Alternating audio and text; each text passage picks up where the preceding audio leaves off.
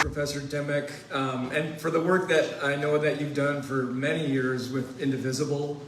And I hope we can build a strong connection between the Albert Lea community and St. Peter and Mankato through you. So our next speaker, Beth Fynbo Benike.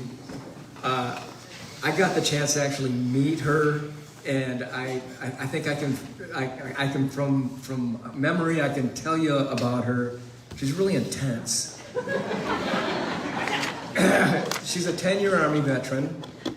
Her dad had Fynbo Welding. I'm a farmer, and we had this old plow, and it would break up every fall. And the only guy that we had that was good enough at welding to keep it together was her dad. Her dad is an amazing man and an amazing entrepreneur. Beth is an entrepreneur. She's been on Shark Tank.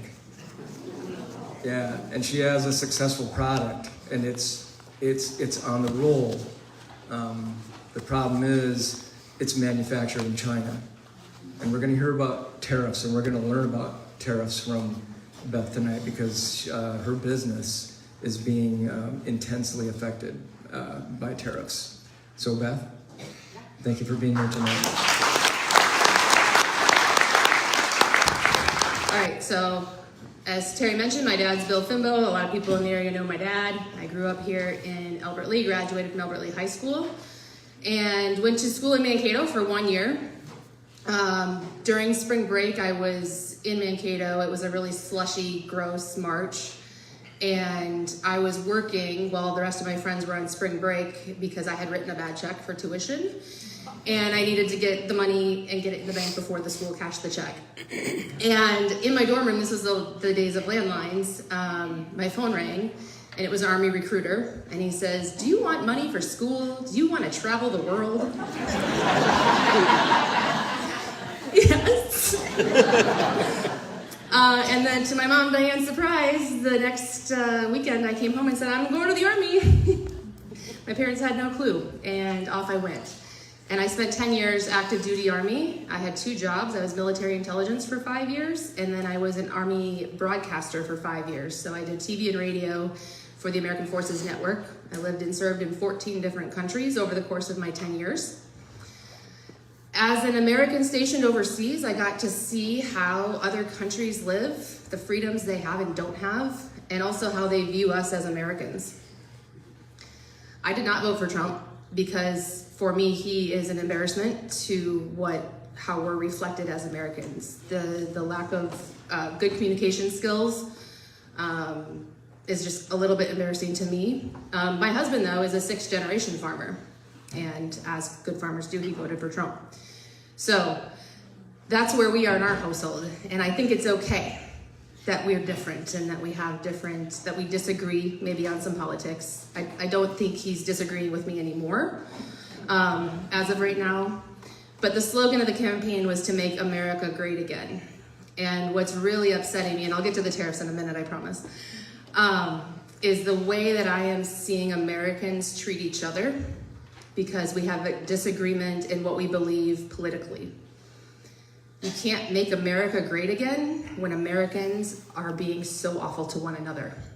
So my first plea to everyone is to be nicer and give each other grace and hear each other out when it comes to things that are going on in our world, because this is a time we have never seen before. This is conflict and division that we've never seen before. We can't be a great America if we're not great Americans to each other. So that was my little soapbox, sorry.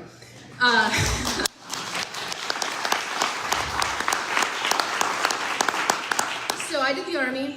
I got out of the Army and I went back to Mankato, got my degree, and moved to Rochester, Minnesota. Got a nice corporate job, paid the bills, and met a young fella that decided to start a family with. And so I took some maternity leave when our first son was born. And when I went back to work, I went out to lunch with a couple of my stay-at-home mom girlfriends. And they just were checking on my mental health. You know, it's hard to make that transition from being at home with your newborn to back to full-time work.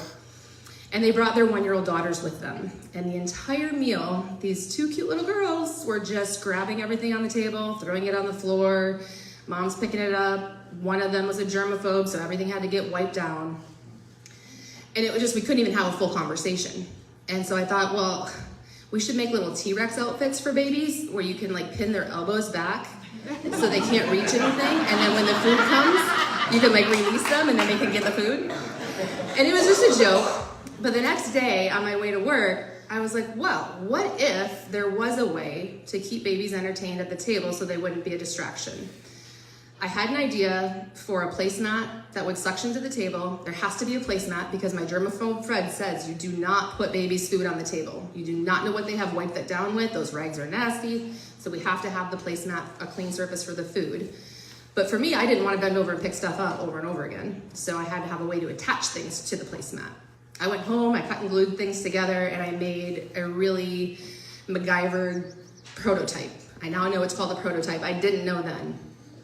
Glued some suction cups to the back of a silicone mat, got some of my husband's fishing tethers and glued those on, hooked up the toys, worked great. Made one for my friend who had a baby 8 days after me. And that was it. I was at work full-time, great job, great benefits. And my friend called me about a month later and she said, oh my God, I went to the bowling alley last night. I forgot your mat thingy and it was awful. I did not realize how useful that thing was until I didn't have it. You should make this for real. How do you do that? No idea. So I started taking entrepreneurship classes. I started learning how you take an idea to market. I got the idea to market 18 months later.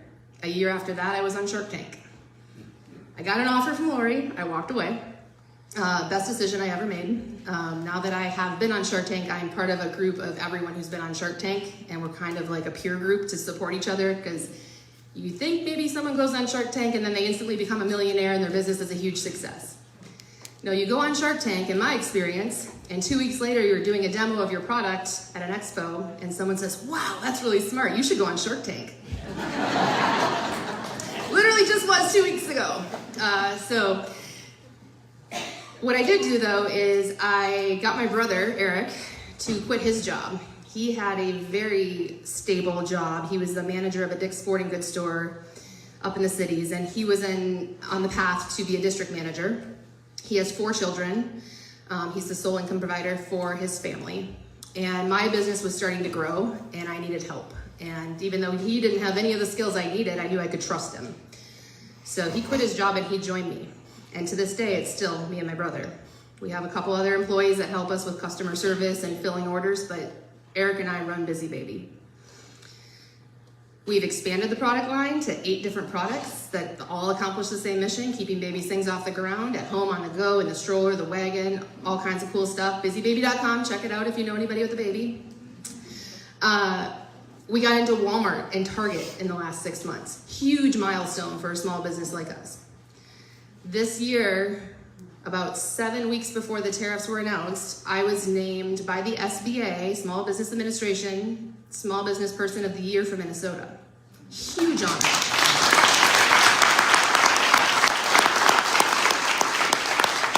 So I booked a ticket to DC to get my award. I brought my 8-year-old son with me, and then the tariffs came.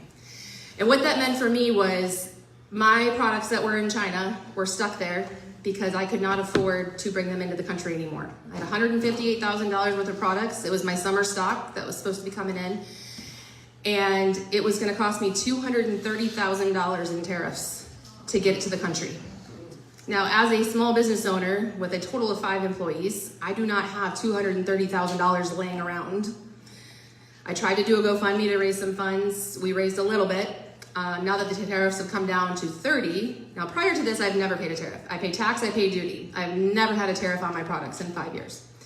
So now it's down to 50,000. So our products are on the way. They're not gonna get here in time. We'll be out of stock for about 5 weeks. Hopefully we can make ends meet during that time. But we won't have income coming in. I won't, I have to hopefully pay my employees and myself and my loans. So I'm really at risk of going out of business here. And it's not just me going out of the business. Yesterday I had to let go 2 of the agencies that support me because I can't afford to pay them anymore. Those are 2 small American service businesses that help support our business. They have nothing to do with manufacturing anywhere. I'm gonna have to let a couple more of those businesses go soon. I have friends who are shutting down their business because they manufacture in the US, but their containers are not manufactured in the US. They can't get the containers to put their products in because either they're unavailable or they're overpriced. There is a bill that did not pass unanimously on the Senate floor yesterday. There's another one that is going to the Senate. It is called the Small Business Liberation Act. It allows small businesses like mine that are registered with the SBA to be exempt from tariffs. If manufacturing is the goal, bringing manufacturing back to the US, we're not the ones to do it. We don't have the money to do that. I'm not a manufacturer, I'm an inventor. I don't know how to do that. And so I've tried manufacturing in the US, and with my last minute, the biggest question I get is, why do you make them in China? US manufacturing is very expensive. And so for those businesses to make money, they require businesses to do large production runs because it's very expensive. Insurance, taxes, property, labor. They have to require large production runs. I invented something, I didn't know if anybody was ever gonna buy it. So I couldn't make the risk or afford to make 200,000 units of a Busy Baby mat when I didn't know if anybody would buy it. I made 2,000 of them in China to start. My next production run, I made 5,000. So now that this is happening, I've reached out to manufacturers again, trying to find somebody. We're making 100,000 of these a year now. So for sure, there's gotta be someone in the US who will do this for me. I have talked to over a dozen manufacturers. One wanted a $2 million commitment for the year. And the other one is willing to work with me, but they don't have a machine big enough. And because I don't have a large enough quantity, they're not willing to buy the machine, but they wish me luck. So my question to Finstead, who I have reached out to many times, he had one opportunity to meet me when I was in DC. It just happened to be at the same time I was holding a press conference for the Small Business Liberation Act. So that was the only time he had to meet me. I went to him, still couldn't get in touch with him. I've asked them to call. Where am I looking for Brad? Right here? Oh, so Congressman Finstead, can you please give me a call? I've talked to your office several times. You have my number. We don't have to do this in public. We just give me a call so we can talk about this.